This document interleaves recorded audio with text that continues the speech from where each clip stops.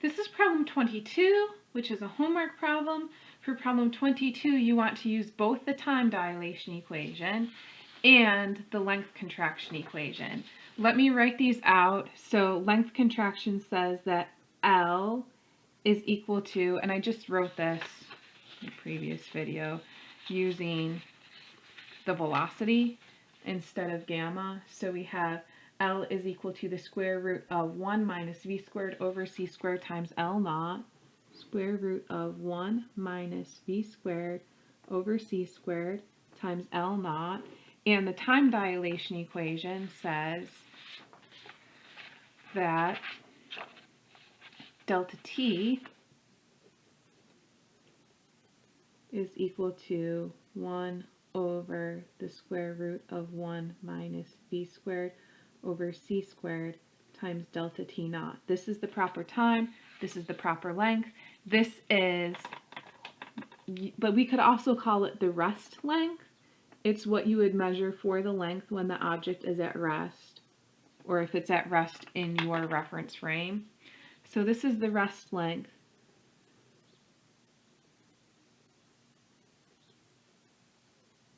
This is the proper time.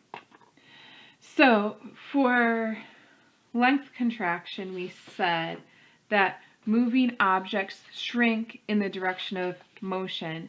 So let's say objects are shorter when moving. Okay, but this goes both ways, so it depends on what reference frame you're in. If you're in reference frame A, you would say B is shorter than it should be. If you're in reference frame B, you would say A is shorter than it should be. So it always depends on what reference frame you're in. But relative to you, if other objects are moving, they're shorter than they would be when they are at rest relative to you. So that should get you pretty far with problem 22. The other thing to consider is what happens to the time. So if you're on the train where the proper time is being measured, the light goes a distance of 2h, and so you get some time. Okay. If you're on the ground looking at the train, the person in the train sees the light going a distance of 2h. The person on the ground sees the light going a greater distance, but if they see that the watch of the person on the train only ticks off a time of delta t naught, which would be the time that you would get if the light traveled a shorter distance, that means that the person on the train, time is going slower for them. Let's make sure that this works. So if time is going slower for the person on the train, let's say a minute passes on the watch of the person on the train. So for 1 minute of their time, how much time would pass for a person outside the train? So you have gamma. Gamma has to be, well, it can't be any smaller than 1. If you take this time and you multiply it by gamma, and gamma is greater than 1, as long as the relative velocity isn't 0, then you get a greater time. So if 1 minute passes for someone on the train, you have more than a minute passing for someone on the ground. So they're going to say the watch of the person in the train is going too slow because 1 minute passed on the watch of the person in the train, but more than a minute passed for the watch of the person on the ground.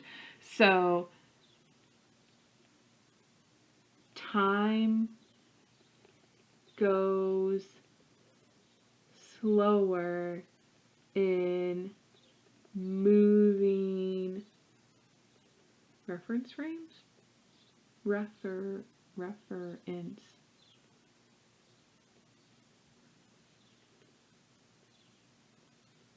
frames. So it's like everything is in slow motion. The people in moving reference frames age slower and their watches go slower. So that should help you with the rest of problem 22. The other thing that you want to keep in mind when you do problem 22 is the greater the velocity is, the greater the relative velocity, the greater the difference between the proper time and the not proper time, and the greater the difference between the rest length and the not rest length.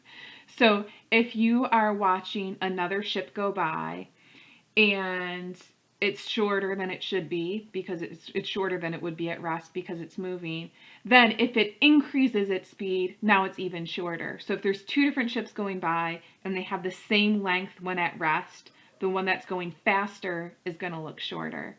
Same thing here, if there's two different ships going by, but one is going faster than the other one, then the one that's going faster, their watches are going to be ticking even slower in that ship than they would be in the other ship. So the faster you go, the faster the object is going, the slower the time is passing for them.